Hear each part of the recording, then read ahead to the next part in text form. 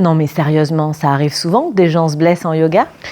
Ah oui, sérieusement, ça arrive très souvent même. Je reçois des témoignages tous les jours sur mon profil Instagram, sur ma chaîne YouTube à propos de ça.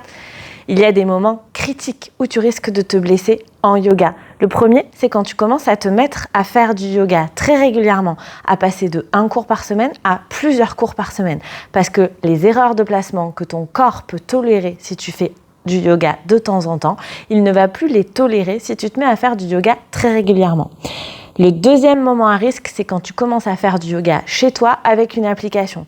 C'est hyper important pour que tu ne te blesses pas, que le prof de yoga que tu choisis soit capable de te dire comment vérifier que tu es bien placé dans tes postures de yoga, qu'il sache te faire la différence entre une douleur et une sensation de travail.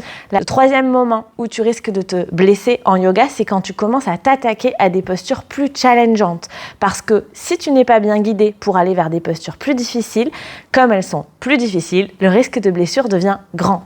Le quatrième moment auquel il faut le faire super attention, c'est quand tu changes de style de yoga, quand tu passes d'un style de yoga à un autre style de yoga. Parce qu'il faut bien comprendre la spécificité de chaque style de yoga pour éviter de se blesser. Et ça, il n'y a pas à tortiller, il faut qu'on te l'explique.